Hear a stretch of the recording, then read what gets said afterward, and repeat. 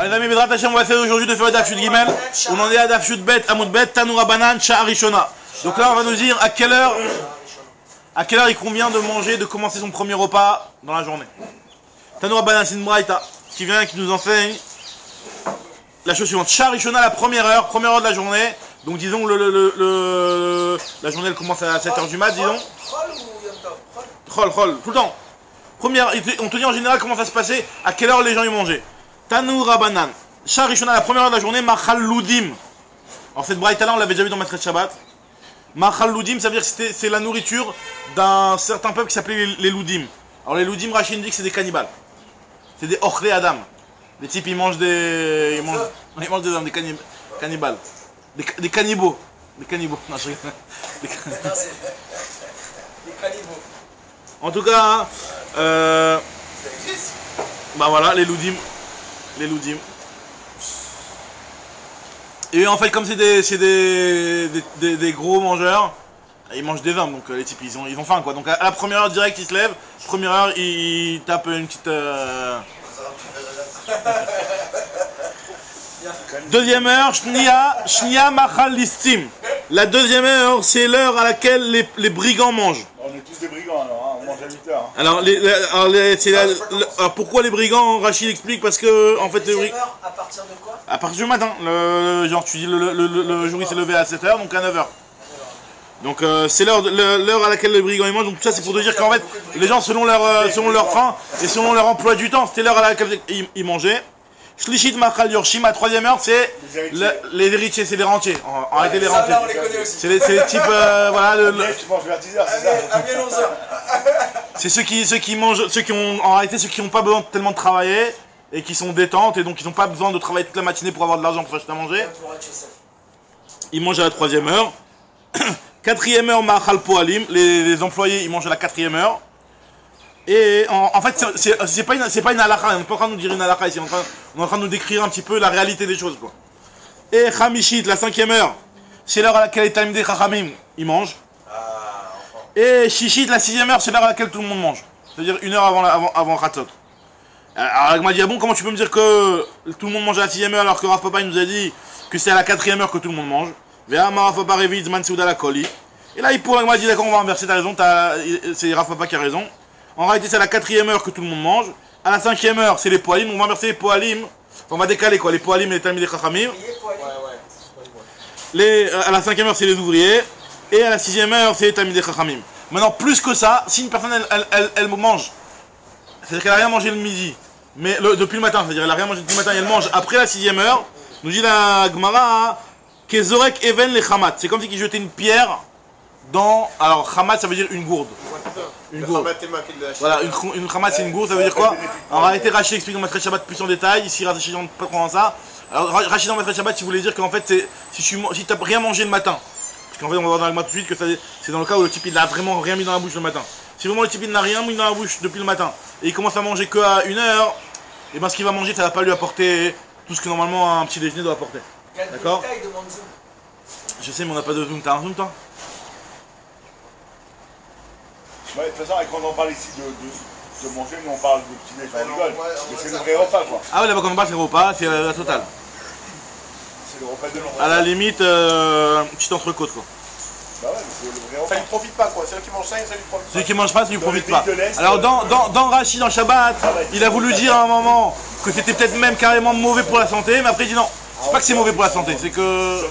Hop, c'est qui? C'est Gad ça? Normalement. Ah. Il a envoyé le lien. Là on va voir s'il répond en WhatsApp. Salut Gad. On n'a pas eu de zoom donc on t'a pris comme ça, d'accord? D'accord, il n'y a pas de problème. Super. En tout cas, voilà, donc là, on est en train de dire que... Tu disais qu'il y avait un truc pas normal? Non, je suis en train de dire que voilà, celui qui mange normalement, celui qui n'a rien mangé depuis toute la matinée et qui mange qu'après la sixième heure, alors là, la Gemara nous dit que c'est quelque chose qui va pas être bon pour lui. Enfin, ça va rien lui apporter de bon comme que normalement petit déjeuner. Normalement petit déjeuner ça apporte une énergie à la personne que à partir de la sixième heure il pourra plus l'avoir. La Gemara nous précise, elle nous dit ça. Donc regarde, on en est à Daf Yud Bet, Amud Bet vers la fin du Daf. Amar Abaye, lo amran et la de l'otaïm ide betsafra, on parle seulement d'une personne qui n'a rien goûté le matin. Aval taïm ide betsafra, leitlan ba. Par contre, si jamais il a mangé quelque chose avant, c'est-à-dire que même s'il n'a pas fait un vrai repas, mais il a pris un petit café ou un petit gâteau avant, alors là, même si finalement son vrai repas il va le faire à midi, un petit peu c'est ce qu'on fait nous, alors là, leitlan ba, c'est-à-dire que même si un type il n'a pas vraiment pris un vrai petit déjeuner, c'est vrai que nous on dit toujours que de prendre un vrai petit déjeuner le matin c'est ce qu'il y a de meilleur. Mais on te dit qu'en tout cas, le problème que l'Agman est en train de mentionner ici, à savoir que si tu manges à midi sans avoir rien mangé le matin, que c'est pas bon, c'est seulement si jamais vraiment t'as rien mangé le matin. Mais si t'as mis quelque chose, t'as un midi, donc t'as midi, ça peut même peut-être un petit café. Le type il a pris un petit café, bon c'est bon, il a quand même un petit truc dans le ventre, et donc là, ce qu'il mangera le midi, ça va lui apporter quand même. Voilà. Son pain de matin, il guérit de 70 maladies, ou je sais pas quoi là. Pas de chachrit, non. Alors maintenant l'Agma, elle dit... Oula, c'est bon. L'Agma, elle te dit...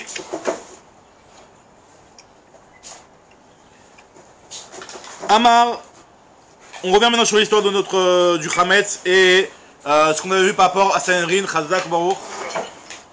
On vient de commencer là. On a juste vu que les cannibales, ils mangent... ils mangent à la première les cannibales. Voilà. C'est juste ce qu'on a dit.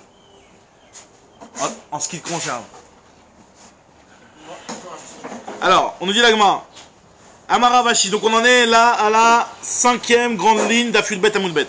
Amaravashi. Ke machloket be'edut, kach machloket bechametz. Donc la même machloket, donc un petit peu c'est ce qu'on avait dit de tout le daf hier un petit peu, c'est que la même machloket qu'on a vu concernant les témoignages, à savoir, parce qu'on a vu hier tout un enseignement pour savoir si jamais il y a deux témoins qui viennent et qui témoignent, ils disent voilà j'ai vu un meurtre à 3h, à la 3e heure de la journée, l'autre dit non moi je l'ai vu à la 4e heure de la journée. Alors est-ce que finalement on dit qu'il y a un petit hic là et finalement il y en a forcément un qui ment, ou alors non, entre la 3e heure et la 4e heure il peut y avoir une confusion et les gens en réalité ils ont vu la même histoire, juste qu'en termes de montres à l'époque ils n'avaient pas encore les montres à aiguille et tout ça, donc ils se basaient sur le soleil, donc ils pouvaient arriver à avoir des confusions. Alors les carottes autorisées, on a vu d'après Rabbi Meir 1 heure, d'après Rabbi Yehuda 2 heures. Et on s'en fichait du jour, c'est ça? Non, le jour si c'était important de savoir le jour. Voilà. Tu savais quel jour il était quand même. Maintenant l'Agma elle te dit, et Ravashi te dit que la même marloquette concernant ce qu'on avait vu concernant les témoignages dans Maseret Sanhedrin, c'est la même marloquette concernant le Hametz. Alors l'Agma dit que c'est pas juste, c'est ce qu'on a dit jusqu'à maintenant. Parce que par rapport au Hametz aussi on avait vu que les Chachamim, ils ont demandé à chacun de se débarrasser du Hametz avant même l'heure obligatoire Minatora. Même si l'heure obligatoire Minatora c'est à Chatzot de la veille de Pessah que tu dois plus avoir de Hametz, les Chachamim ils ont rajouté, en fonction de Rabbi Meir ou de Rabbi Yehuda, 1 heure ou 2 heures. Donc tu n'as pas le droit de manger du Hametz déjà depuis 1 heure avant d'après Rabbi Meir et déjà depuis 2 heures avant d'après Rabbi Yehuda.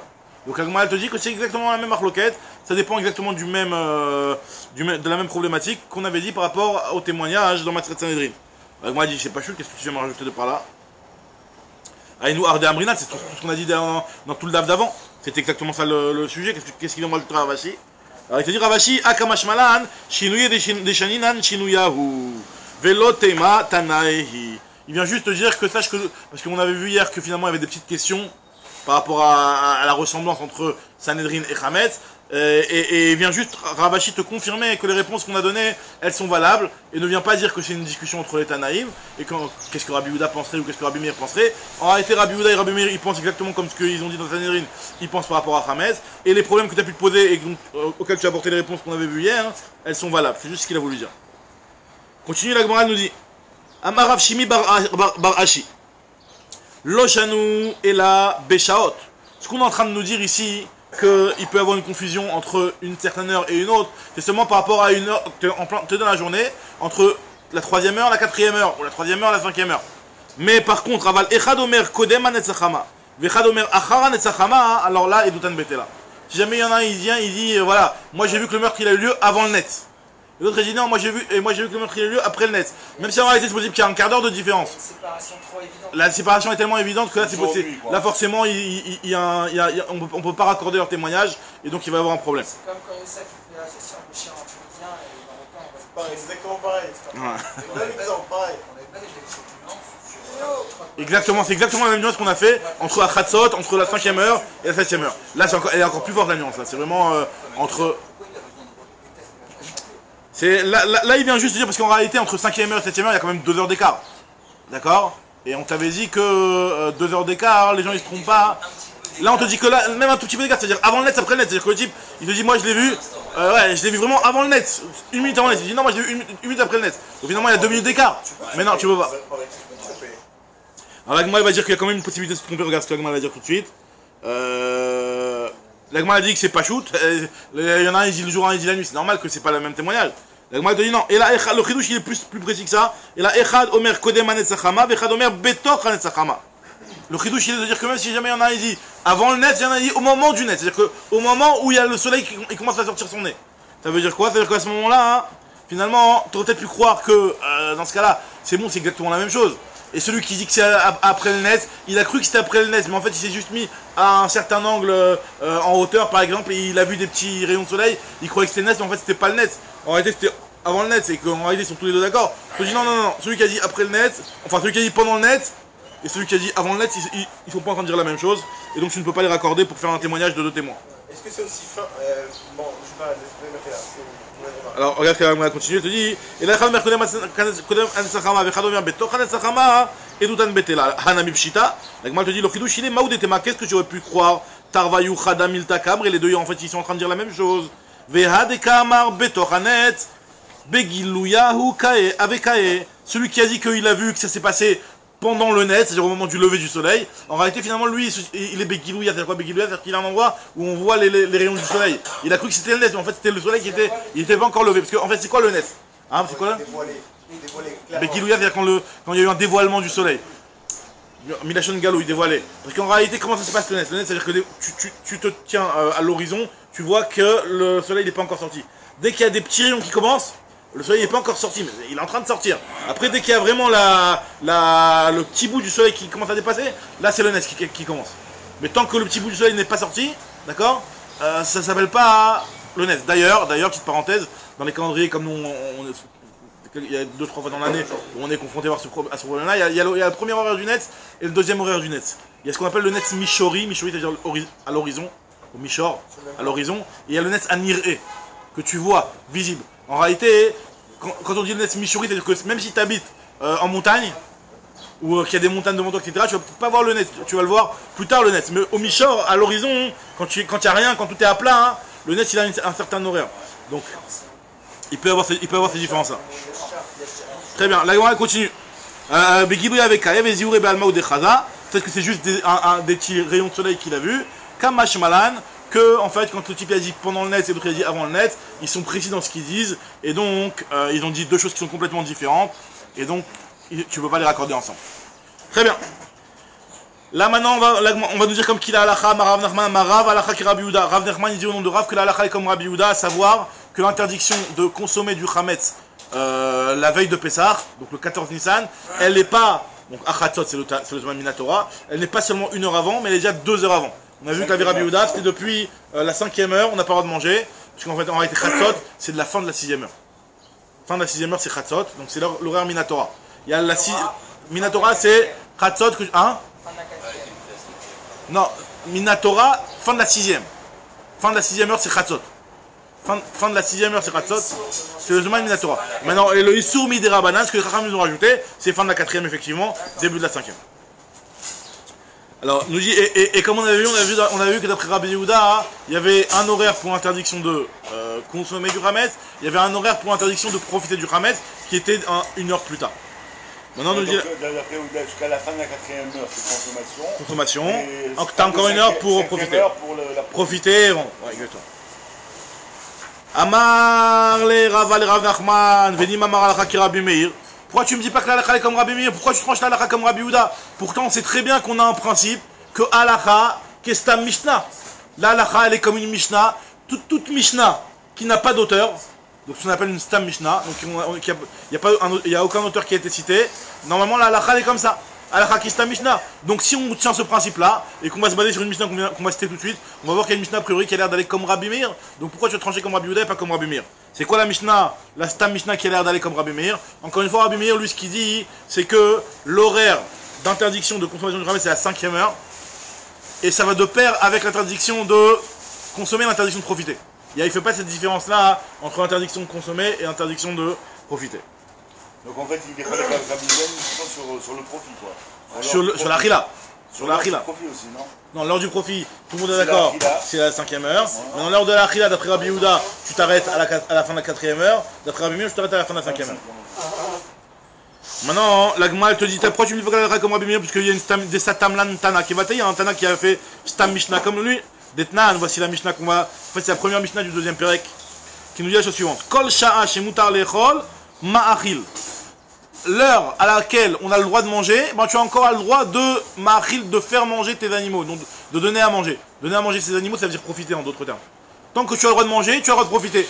De là, on déduit que si jamais tu n'as plus le droit de manger, tu n'as plus le droit de profiter. Donc l'interdiction de manger et de profiter va de pair. C'est qui pense comme ça? C'est pas Rabbi Yehuda. Rabbi Yehuda il fait une différence. C'est Rabbi Meir. Donc il y a une Mishnah claire qui n'a pas d'auteur, donc c'est un Mishnah, donc normalement elle a plus de poids, qui nous dit comme Rabbi Meir. Donc pourquoi toi, Rav Nerman non grave, tu viens et tu tranches la halakha comme Rabbi Yehuda? D'accord? Alors là nous dit la Gemara.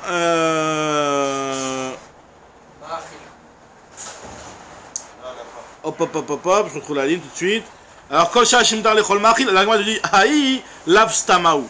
En réalité, cette Mishnah-là, c'est pas une stam comme Rabbi Meir, comme tu l'as compris. Pourquoi? Mishum de Kashia Moutar. Il y a le terme Moutar qui nous dérange. Qu'est-ce qu'il y a marqué ici? Il y a marqué Kol Shashim Moutar Lechol Machil.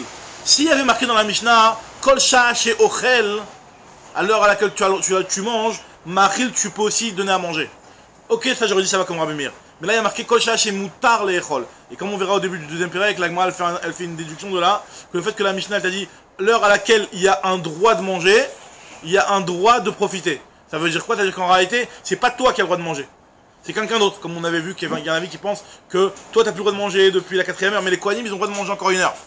Donc l'heure à partir de laquelle les Kohanim ont le droit de manger, et ben là, à cette heure-là, tu peux profiter, tu peux donner à manger à ta BMA. Mais il n'y a jamais marqué dans cette Mishnah-là que l'heure à laquelle toi, tu as le droit de manger, tu as le droit de donner à manger à ta BMA.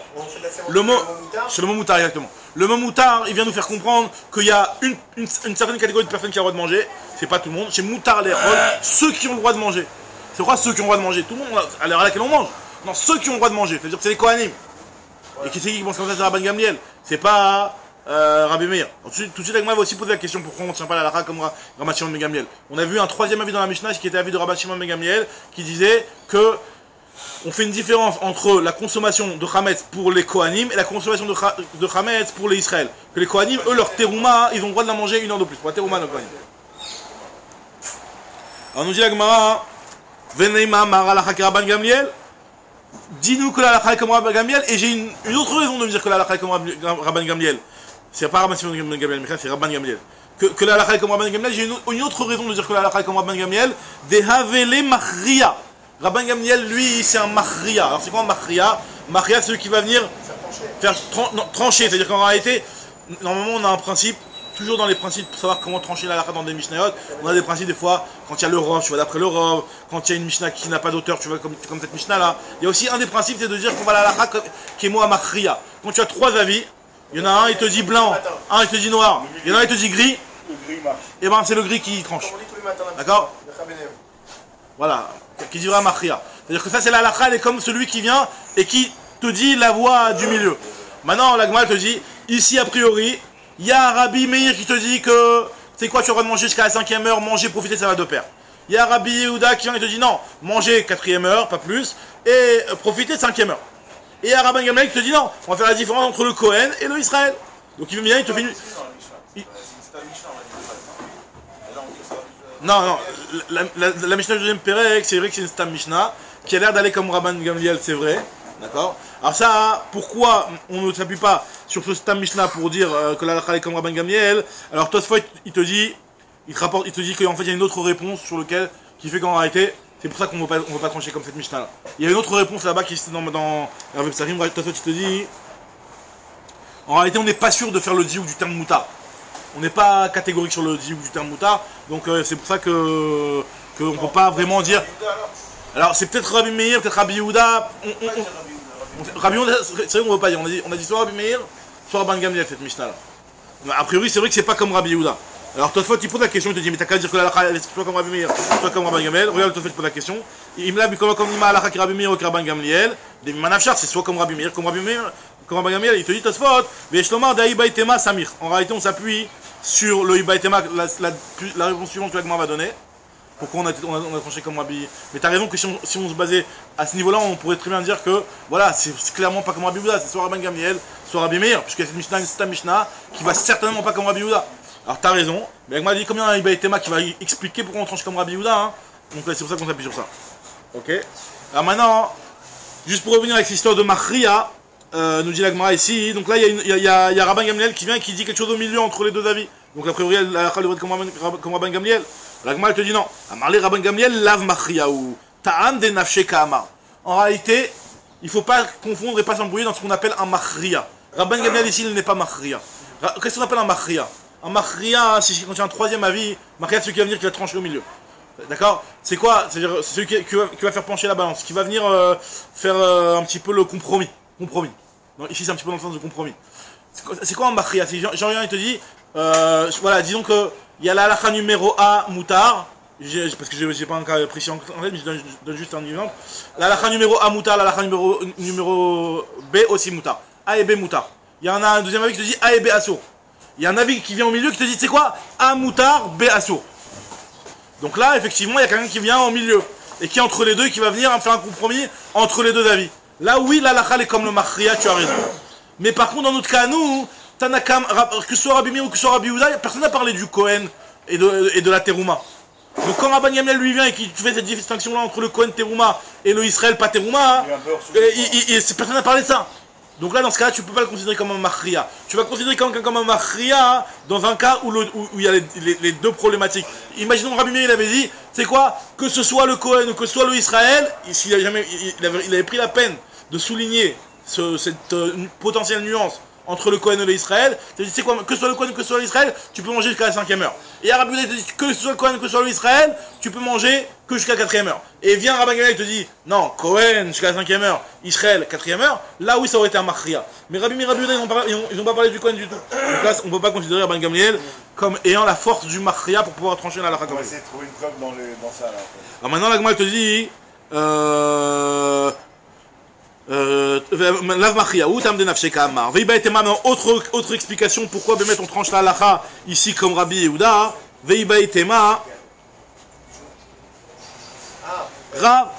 Apparemment, il y a beaucoup qui le suivent. Ah, vas-y, mais, bien sûr. Mais est-ce qu'il y a un lien? Il y a un lien, il faut un lien.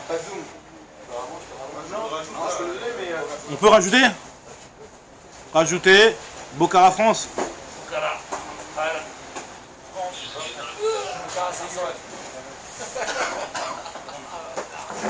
On l'ajoute en WhatsApp. Je sais pas si ça marche. Je vais la tenter. Voilà, on est là. Ouais. Nous, on est pour la concurrence anti-Zoom. Appel en cours. Ok. Je sais pas s'il nous voit. Dis-lui qu'on lui a envoyé un appel WhatsApp sur son téléphone. Je sais pas si c'est vrai. En tout cas, voilà. L'Agmara, elle continue, elle nous dit Veiba Itema, Rav de Amar ki Aitana. Rav lui pense comme le Tana suivant.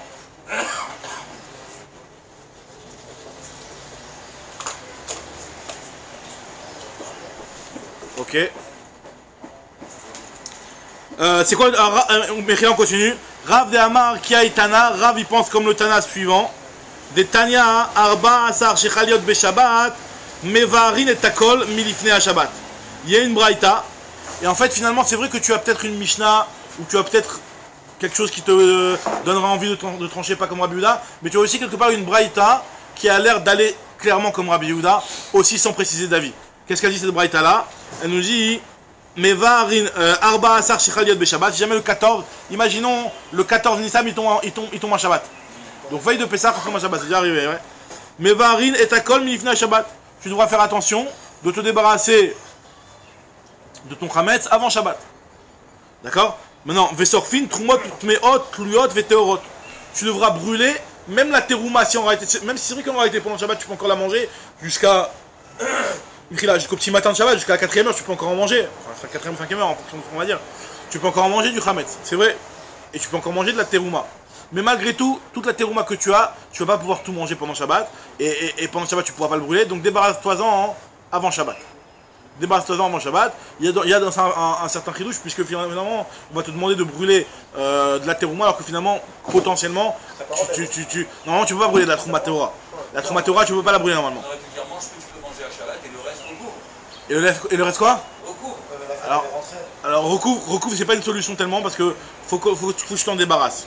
Vaut mieux, si jamais t'es avant coup, et tu te dis que il va te rester du Hametz, de le couvrir, c'est pas une solution. Faut que tu trouves un moyen. Si tu as un moyen de le jeter peut-être à la mer ou le donner à manger au chien ou un truc comme ça, alors oui. Mais donc là, c'est pour ça qu'on te demande, avant Shabbat, brûle tout, que ce soit la Trouma Teora, la Trouma Tmea ou la Trouma Tlouya. Ce qu'on appelle la Trouma Telouya, hein, c'est une terouma sur laquelle tu as un doute si elle est pure ou impure. Une trouma impure, tu as le droit de la brûler quoi qu'il arrive, même le reste de l'année. Tu peux la brûler. C'est ça, tu ne peux pas la manger, vu qu'elle est impure, tu ne peux pas la manger. Donc tu peux la brûler. Une trouma Teora, normalement, tu ne peux surtout pas la brûler, tu dois la manger. Mais là, c'est Pessah, t'as pas le choix. C'est encore quelques heures, tu peux plus avoir de Hametz à la maison. Donc tu as du pain, comment tu fais? Donc là, on te dit que tu le brûles. Même si c'est en réalité presque 24 heures avant l'horaire de l'interdiction du Hametz. Mais par contre, tu te gardes quoi? Tu te gardes 2 séoudotes. Tu te gardes 2 séoudotes, ne brûle pas toute la terouma. Garde-toi 2 repas pour pouvoir manger pendant Shabbat. Kedé l'echol ad dalet shaot, pour pouvoir manger jusqu'à la 4e heure. Donc il y a marqué clairement dans la Braïta, jusqu'à quelle heure? Jusqu'à la 4e heure. Divrei Rabbi Eliezer ben Yehuda, c'est Rabbi Eliezer ben Yehuda Ishbar Tuta qui nous parle. Donc on voit que Rabbi Eliezer ben Yehuda Ishbar Tuta, hein, il pense comme Rabbi Yehuda. Donc c'est pour ça que nous on a tranché la halakha comme Rabbi Yehuda. Chez Amar Mishum Rabbi Yoshua, en plus puisqu'il a dit au nom de Rabbi Yoshua. Alors Amroulo, la Gemara continue, elle nous dit sur l'argument de ce qu'on va lui répondre. Amroulo, ils lui ont dit Teorot lo yisrefu, shemayim tseula en ochlin. Pourquoi tu brûles la trouma teora? Finalement, la trouma teora. Attends, peut-être qu'il va y avoir des kohanim, il y a des kohanim qui vont passer, tu vas leur donner à manger. Et finalement, essaie de brûler le moins possible de trouma teora. La trouma teora, c'est très grave de la brûler. Alors, ok, si t'as pas le choix, tu dois la brûler, c'est encore plus grave de procéder du Hametz, je suis d'accord avec toi. Mais attends, pendant Shabbat, garde là ta trouma teora. Dès que tu vois des kohanim, à te rappeler, parce que la trouma teora, tu peux pas la donner à manger n'importe qui. C'est que des kohanim, Khazak ou Barour. Donc comment on fait pour le mettre en plus là? Ah,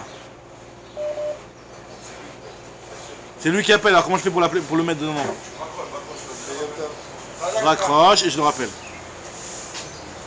Aïe. Allez voilà, si c'est bon, Khadak. Super. Voilà, Khadak, enfin, Khadak. Comment on sait que c'est une preuve que ça va du coup comme Rabbi Yehuda? Parce que il te dit la 4e heure. D'après Rabbi Meir, c'est la 5e heure. Il te dit tu dois garder 2 séoudotes de telle sorte à ce que tu aies de quoi manger jusqu'à la 4e heure. D'après Rabbi Meir, c'est jusqu'à la 5e heure. Pourquoi tu m'as dit jusqu'à la 4e heure? Donc forcément, c'est que cet avis-là, hein, il pense comme Rabbi Yehuda. Donc là, on en est à Dashut Gimel à Moudalef. On est en train de dire par rapport à ce qu'on a vu hier, l'avis de Rabbi Yehuda et de Rabbi Meir, jusqu'à quel on a le droit de manger du Hametz. Est-ce que c'est jusqu'à la fin de la 4e heure ou jusqu'à la fin de la 5e heure? On a vu que la halakha est comme Rabbi Yehuda. On s'est posé une question par rapport à une certaine Mishnah. On a répondu. Maintenant, on se demande pourquoi on a tranché finalement comme Rabbi Yehuda. Et on dit parce qu'il y a une braïta qui va comme Rabbi Yehuda. C'est une braïta qui est en train de nous dire que si jamais Pessah tombe un dimanche, et donc la veille de Pessah tombe un Shabbat, tu devras te débarrasser de tout ton Hametz le vendredi. Par contre, garde-toi 2 séoudotes pour manger jusqu'à la 4e heure. Donc il a dit jusqu'à la 4e heure, donc ça va clairement comme Rabbi Yehuda. Maintenant là-bas dans cette braïta là, hein, il nous a parlé de la terouma, et on avait dit qu'on doit brûler la trouma teora, temea ou tlouya. Tous les types de trouma tu dois les brûler. Celles qui sont impures, celles qui sont safek, et celles qui sont théorotes. La Gemara elle se pose la question, comment ça fait que tu vas brûler la trouma qui est théora? Attends un petit peu, peut-être qu'il y a un Kohen qui va venir. La Gemara dit non, le type on sait il habite dans son village, il sait où ils sont les Kohanim. Déjà les Kohanim ils galèrent déjà avec leur propre Hametz. Il y a un point que je comprends pas. On peut pas l'offrir à quelqu'un, non? C'est comme moi je me rappelle quand j'étais petit, c'était marqué, on avait eu le Shabbat, on avait eu comme ça, une année comme ça, et il y avait toute ma famille qui venait de Paris pour passer Pessah avec nous. Et j'ai une tante, elle a ramené des kilos de chalotes, tous ces kilos de chalotes pour les manger. Elle croyait bien faire en ramenant toutes ces chalotes, elle a tout ramené Shabbat et finalement on a galéré grave, on a tout mis par les toilettes quoi. Mais bon. C'est. D'accord. En tout cas, nous dit la Gemara que pourquoi tu brûles toute la terouma. Attends un petit peu, peut-être qu'il y a des gens qui vont venir. C'est ce que la Gemara se demande. Mais je peux poser une question. Quand c'est la trouma, on sait que c'est soit la trouma, elle concerne le dagan, le tsar et le tiroche. Une Torah, ouais. Ok, donc le tsar et le tiroche, pas prendre les consommables, on va dire, directement. Donc le toit il vient, tiens, prends un peu de pain, tiens, prends un peu d'huile. Le dagan, en vérité, il est dans un état où il n'est pas consommable comme ça. Bah oui, mais il peut être si t'as fait des chalotes. Il va pas s'embêter d'Israël à préparer. Non, mais on parle d'un Cohen là, on est chez M. Cohen là. Monsieur Cohen, il a reçu son blé, il s'est fait 5 kilos de traloc. Voilà, il les a mis au congé, maintenant voilà, c'est tout. Exactement. Très bien. Alors, c'est le meilleur. Amroulo, ils ont dit, Amroulo, Théorot, Loïs Rafou, Shema, Yimtseoulaen, Ochlin. Mechila, il pose la question à Amroulo, ils ont dit, Théorot, Loïs Rafou, pourquoi tu voulais la Trouma Théora? Shema, Yimtseoulaen, Ochlin, peut-être qu'on va trouver de quoi des gens qui leur donnent à manger. Amar Laen, Kvar, Bikshu, Velo, Matsu. On parle d'un cas où le type il a cherché dans le village, il a vu qu'il y avait personne qui donnait à manger. Amroulo, ils ont dit, mais Shema, Khous, Lachom, Malanou. Peut-être que Lanou, c'est-à-dire qu'ils ont passé la nuit. Malone, il a acheté Malone. Peut-être qu'ils ont dormi en dehors de la muraille, c'est-à-dire qu'ils ont dormi à l'entrée de la ville. C'est pour ça qu'en cherchant dans la ville, certes tu n'as pas trouvé, mais il y en a qui vont arriver, ils sont là, ils ont dormi dans l'hôtel qui est dans la zone industrielle. Tu les as pas vus. Il veut donner la bouffe parce que c'est encore moutard que quelqu'un... Bah oui, parce que c'est la Trouma Théora, il faut tout faire pour éviter de la brûler. Donc essaye de la garder, peut-être qu'il va y avoir quelqu'un qui va venir. Voilà, on a dit non, mais... Hein? C'est que Cohen, ouais, Monsieur Cohen, là on parle de chez Monsieur Cohen. Monsieur Cohen qui a des chalotes chez lui à la maison, pourquoi tu vas les brûler le vendredi? Garde-en encore plus que 2 séoudotes, au cas où s'il y a des invités qui viennent. Alors tu vas me dire, il n'y a personne dans la ville. Alors peut-être qu'il y a des gens qui ont passé le Shabbat à l'entrée de la ville, dans l'hôtel. D'accord, tu les as pas vus et ils vont peut-être venir pendant le Shabbat. Alors la Gemara te dit, on parle d'un cas où le type il sait que ça peut pas arriver un truc pareil. À Marlem les dit, alors non, il a dit, c'est quoi? Si vraiment on venait à soupçonner, à s'imaginer peut-être qu'il y a des gens qui ont dormi dans l'hôtel à la frontière de la ville, etc. Alors pareil, on a qu'à dire que même la trouma sur laquelle tu as un doute si elle est Théora ou Tméa, ne la brûle pas. Peut-être que Léo Hanavi va venir, le Mashiach il vient, et il va te dire, parce qu'on dit que quand Léo va venir, il va trancher tous les sfekot. Il va te dire dans cette trouma là, c'est quoi finalement? Elle est pas Tméa, elle est Théora, tu peux la manger. Alors garde-la celle-là aussi. Alors Imke nous dit l'agma.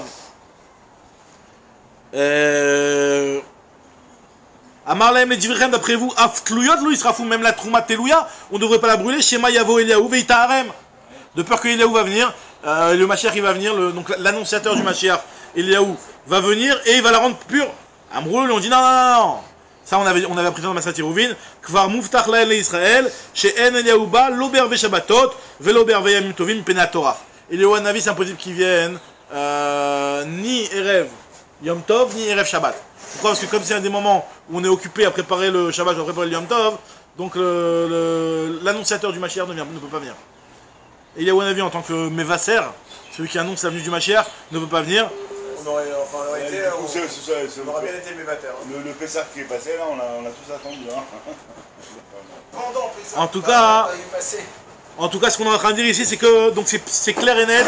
Donc c'est pour ça qu'on ne te demande pas de garder Atlouya, parce que Eliaou, c'est clair qu'il ne va pas venir. Alors Amrou, ils ont dit, Lozazu Misham, Achekavo Alakha Rabbi Eliezer ben Yehuda, Ishbartuta, Shama Mishum Rabbi Yoshua. Ils n'ont pas bougé de cette réunion-là des Chachamim jusqu'au moment où ils ont pu fixer que la halakha était comme Rabbi Yoshua. Rabbi Eliezer ben Yehuda Ishbartuta qui a dit au nom de Rabbi Yoshua, donc effectivement ça reviendra au même que Rabbi Yehuda aussi. Alors a priori la Gemara, justement, c'est ça le problème. Maïlav, n'est-ce pas que quand on dit que les Chachamim ont tranché clairement dans cette braïta là, la halakha comme Rabbi Eliezer ben Yehuda Ishbartuta, n'est-ce pas que c'est pour trancher comme lui que tu as le droit de manger jusqu'à la 4e heure? Maïlav afilou le echol, parce qu'en réalité Rabbi Eliezer ici il a dit deux grands chidushim. Il a dit 2 grands chidushim, Rabbi Eliezer. Oh pas, attends, et il est où Gad du coup là? Bon, je crois que je t'ai répondu et j'ai basé Gad, bon c'est pas grave. S'il rappelle on verra. En tout cas, les 2 grands chidushim qu'il a dit Rabbi Eliezer, il a dit un premier chidouche, c'est que tu dois te débarrasser de toute la trouma le vendredi, c'est le premier chidouche. Deuxième chidouche, que tu garderas 2 séoudotes de quoi manger jusqu'à la 4e heure.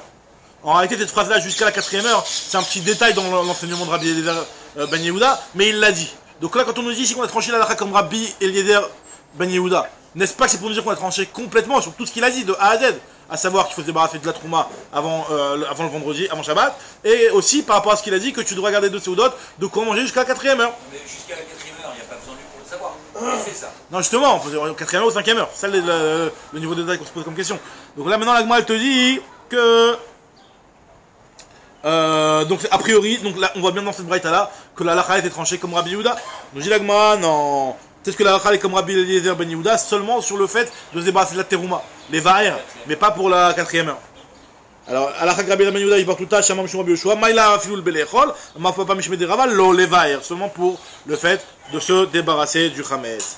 Alors, nous dit la Gemara, Ve'af Rabbi Savarlaya de Rav Nachman, Rabbi il est aussi d'accord avec ce que Rav Nachman a tranché que l'Alakha est comme Rabbi Yehuda. Ve'af Rabbi Savarlaya de Rav Nachman, Damar Rabin Baravada, car Rabin Baravada nous a dit, il y a eu une histoire une fois, Masé Be'adam Echad, chez Ifkid Diskaya Mele Aperot. Alors, Diskaya, c'est un sac, mais tu sais, les gens de sac que tu mets par-dessus le khamor qui sont avec deux petites pochettes. Diskaya, il dit Rashi, c'est un mot double. C'est 12 kaya, 2 sakiyot. 2 sakiyot, un double sakit. D'accord. Diskaya mele Hametz, donc il y avait un sac qui était rempli de Hametz et qu'il a laissé chez Yochanan Hakuka. On avait déjà vu sur Yochanan Hakuka au début de la Maseret. Yochanan Hakuka. Donc lui, il te dit que il a déposé un sac rempli de Hametz chez Yochanan Hakuka et Nakvuar Barim. Et il y a des rats qui ont troué le sac pour picorer un petit peu du blé. Ça, à la limite, comme ça il explique les Mefarshim, ça, à la limite, ça aurait pas justifié ce qu'on va voir juste après. Parce que c'est quelque chose qui peut arriver. On va dire que c'est une usure classique, que tu as un gros sac de blé, il y a des petits rats qui viennent piquer un petit peu des petits grains. C'est tolérable, on va dire. C'est quelque chose qui est dans la norme. Par contre, le problème qu'il y a eu, c'est qu'il y a Pessah qui arrive. Donc s'il y a Pessah qui arrive, moi je me retrouve avec un sac plein de Hametz, qui n'est pas à moi. On m'a déposé, il n'est pas à moi.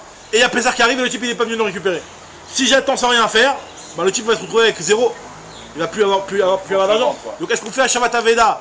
Je vais au marché, je lui vends son Hametz à des goïms, au moins je récupère un petit billet.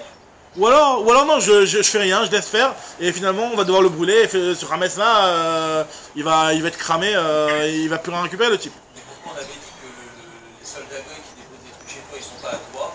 Ils sont pas à toi, mais vu qu'il y a une responsabilité de ta part, tu dois les brûler quand même, on avait dit.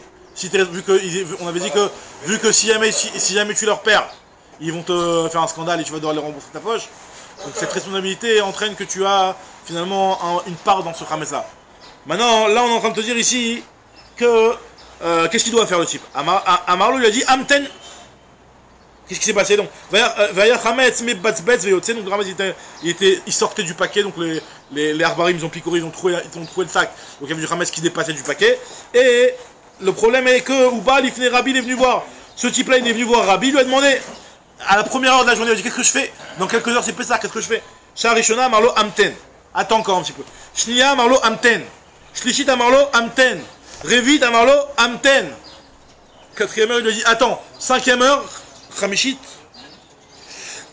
Amarlo Tseu Mocha Bashuk. Il lui a dit va la vendre dans le chouk. Alors Agma te dit donc dans le chouk, c'est quoi? Va vendre dans le chouk. Sous-entendu, va le vendre à des goïms. C'est vrai que c'est qui en veut sinon. Donc ça veut dire que finalement on voit que Rabbi, il pense que la 5e heure, la seule solution de se récupérer, de profiter de récupérer de l'argent par rapport à ce Hametz, c'est en le vendant à des goïms. Or, d'après Rabbi Meir, la 5e heure, tu peux encore vendre à un juif. Imagine-toi, il y a un juif, il a un Sheva Brachot là, à ce moment-là, il a besoin de 5 kilos de Hametz. Tu peux lui vendre au juif. Donc pourquoi seulement au goïm? Donc si on voit que Rabbi, il a dit il va le vendre au chouk, sous-entendu c'est au goïm, c'est ça que moi je suppose. Donc ça veut dire que c'est que au goïm et pas aux juifs. Donc on voit que Rabbi pense aussi que là, comme Rabbi Yehuda, que la 5e heure, c'est que les goïms qui ont le droit de manger et pas les juifs. Donc tu as le droit de profiter mais pas de manger. Donc comme Rabbi Yehuda. C'est quoi? Un juif, pourquoi non? Si le type il t'achète, c'est ce qu'il fait. Après si lui il s'oublie, ça va être son problème. Là à la limite c'est voilà. Très bien. כן. צריך לעשות את המסכה באופן מלא, בבקשה. לא, אם אתה מאשר, תאשר. אז מה? Tu peux fumer, tu fumes, à la fin. Allez, תודה רבה. Bon voilà. En tout cas, ce qu'on est en train de dire ici, c'est que je crois qu'il y a une règle quand ceux qui donnent le chiot, je crois que c'est pas obligatoire le martse, je sais pas s'il a fait de rester. En tout cas, nous dit ici la Gemara que a priori si ce qu'il a demandé Rabbi c'est d'aller le vendre au chouk, et au chouk finalement le chouk c'est pour le vendre à des goïms. Ça veut dire qu'à la fin qu'il meurt, tu peux le vendre que à des goïms. Donc c'est que la halakha est comme Rabbi Yehuda. Maïlav lanochim qui Rabbi Yehuda. Amar Rabbi Yosef lo les Israël qui Rabbi Meir. Les Israël qui Rabbi Meir. Ça veut dire qu'en réalité, non, quand il t'a dit de le vendre au chouk, c'est pour le vendre à des juifs. Le chouk des juifs. Alors, Amar le Abaye il a dit, il est Israël. C'est-à-dire que il savait dans quel chouk aller quoi. Tu peux aller dans le chouk des juifs.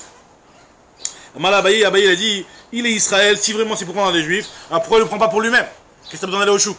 Disons qu'il lui reste, je sais pas moi, un petit fond de bouteille de whisky. Qu'est-ce que t'as besoin d'aller le vendre au chouk à d'autres juifs? Prends-le toi, prends-toi un petit verre de whisky, tu lui payeras un petit billet après, et c'est tout. Amarle Abaye il lui a dit, il est Israël, Nishkele Nenafshe, qu'il le prenne pour lui. L'Agma dit, Mishum Khashda.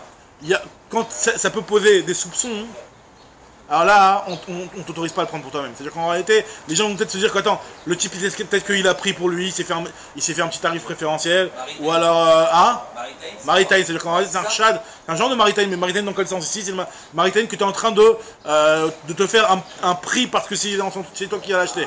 Donc là, c'est un problème de Noga Badavar, un genre de Noga Badavar. Le cas ici, c'est une Abeda ou c'est une Picadon? Ah, Picadon. Donc en fait nous, l'Agma nous rapporte une braïta par rapport au Gabay Tzedaka, les gens qui ont de la Tzedaka, qui ramassent de la Tzedaka. En réalité, à l'époque, quand on ramassait de la Tzedaka, les pièces, c'était des pièces soit en argile, soit en argent. Pas en argile, en écrochette, en cuivre. Et les pièces en cuivre, elles rouillaient. Donc ce qu'on faisait, c'est quand tu avais des pièces en cuivre, soit tu les donnais directement aux pauvres, et bon, c'est bon, il est utilisé, ou soit tu les monnayais en pièces d'argent, qui elles duraient mieux à la rouille. Donc en fait, et finalement quand tu faisais ça, hein, quand tu faisais la petite transformation, il y avait une petite une petite amla qui était prise. Et donc là on te dit que si jamais tu as des pièces de tzedaka et que tu n'as pas de hanim ici, alors là dans ce cas-là, hein, on te dit que cette conversion-là entre les pièces de nécrochette et les pièces d'argent, eh ben, ne la fais pas toi. Ne la fais pas toi. Pourquoi? Parce que les gens ils vont dire attends, peut-être qu'il s'est pris une plus grosse com, un truc comme ça. Va chez un change officiel et il fera le change. Ne va pas le faire toi. D'accord? Donc on voit que Mishum Khshad, à cause du soupçon, on évite de faire ce genre de truc. Ce que nous dit la Braïta ici, Tanya, Gaba et Zdaka shen lehem aniyim lechalek. Des Gaba et Zdaka qui ont ramassé la Zdaka, ils n'ont pas de pauvres à portée de main pour leur donner ces pièces en écrochette. Alors on te dit que portin la acherim ven portin la atzman. Ils vont faire la prita, ils vont faire monnayer la pièce, la transformer en pièce de kesef chez quelqu'un d'autre, mais pas chez eux-mêmes. Pareil aussi Gaba et Tamkrouille. Ceux qui encaissaient à l'époque, ils encaissaient même de la nourriture. Donc on te dit que des fois la nourriture elle va pourrir et t'as pas d'anime à qui donner. Donc le type dit bah, ça tombe bien, moi j'ai besoin d'un repas, donc peut-être je l'achète. On te dit non, n'achète pas toi.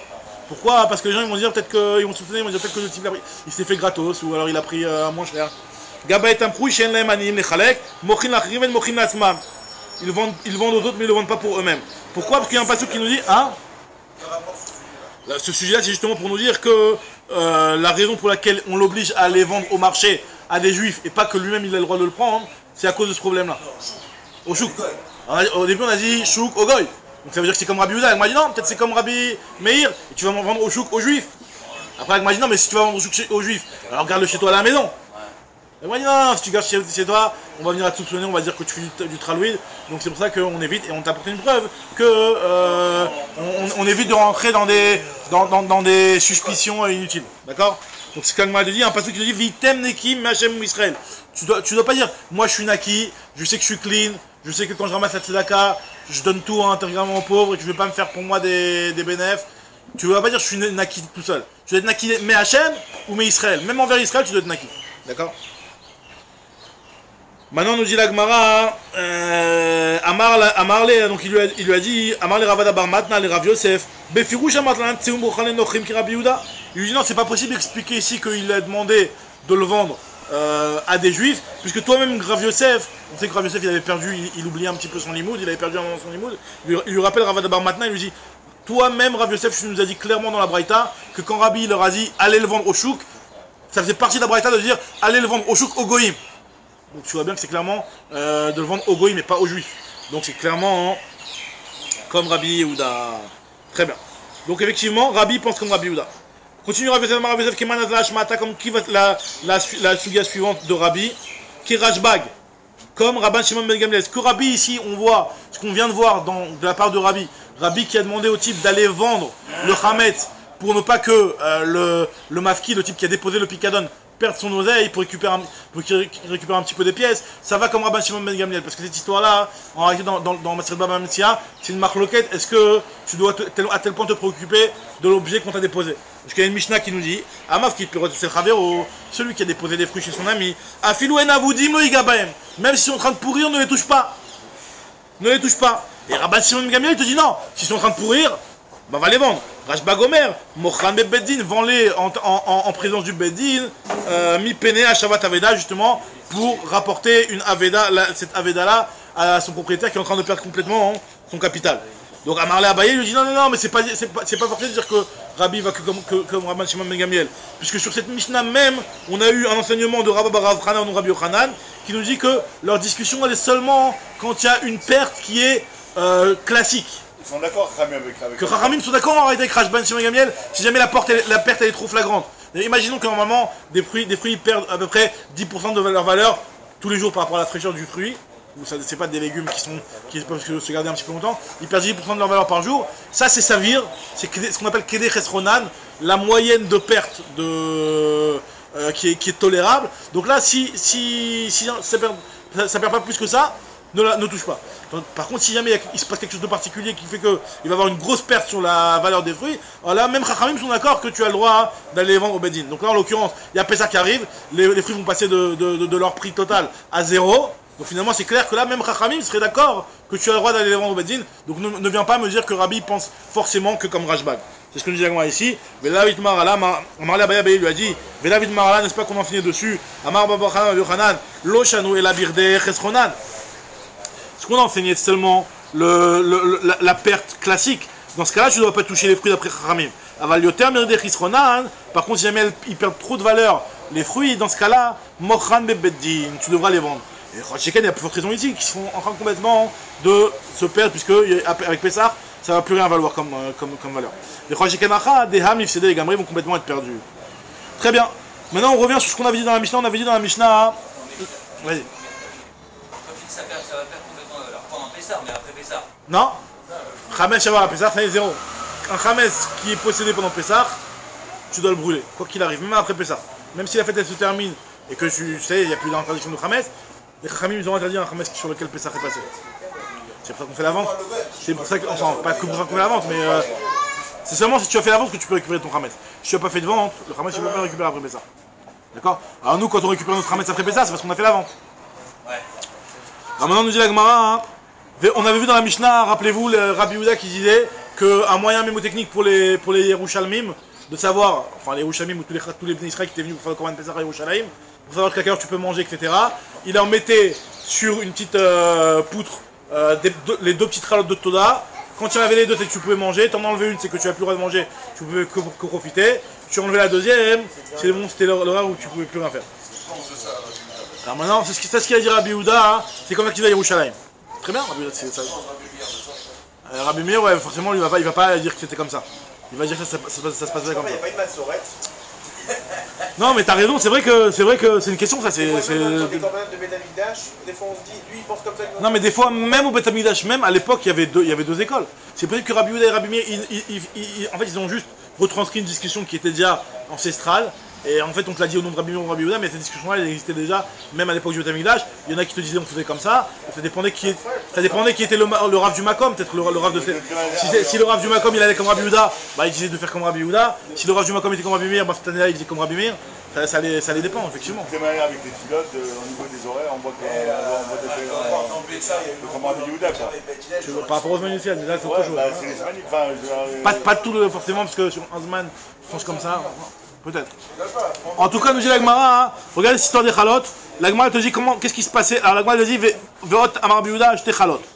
Tane Tana Kame de Rav Yehuda. Algav Aïtzteba.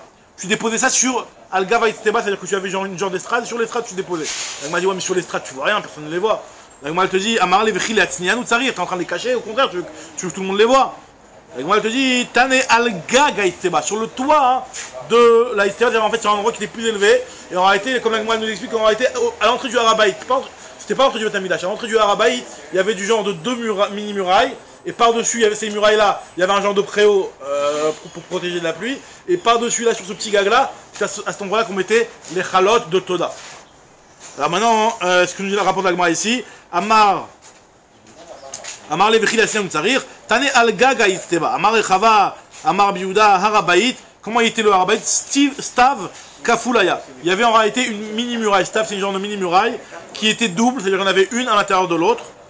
Tanyanami Achi, il y a aussi une braïta qui va dans le même sens. Harabait Stav Kafulaya, Rabbi Yehuda Omer, Istevanit, Taïtanikret, on appelle ça Istevanit, cette mini-muraille-là. Et Stav Lifnim Istav, c'était une muraille à l'intérieur d'une autre muraille. En réalité, c'était 2 rangées de murailles à l'entrée du Harabait pour dire voilà, à partir de là commence le Harabait. D'accord? C'était pas une muraille à proprement dit, comme tu dis, qui va être protégée des guerres ou quoi que ce soit, mais c'est juste un petit muret. Très bien. Donc maintenant, on avait dit, là on va rentrer sur le point, hein, de ce qu'on avait dit, on va essayer de faire un petit peu le début au moins, on avait dit que ces chalotes-là, c'est des chalotes qui étaient psoulotes, de Toda Pasoul.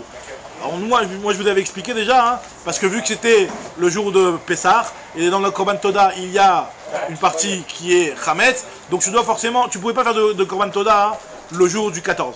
Pourquoi? Parce que si tu faisais les jours du 14, finalement tu allais avoir un temps très réduit pour consommer ton Chametz, et on voulait pas que ta Toda elle soit réduite au niveau de ton temps. Alors la Gemara se demande ici, pourquoi tu mettais des psoulotes? Première question. Amai psoulot. Amar Rav Hanina mitor shayou merubot nifsalot beina. Parce qu'en fait c'est les Korban Toda qui étaient apportés la veille. Parce que vu que le 14 tu en apportais pas, donc tout le monde apportait leur Korban Toda le 13. Et donc il y en avait tellement que pas tout pouvait être consommé le 13. Donc finalement ça passait la nuit.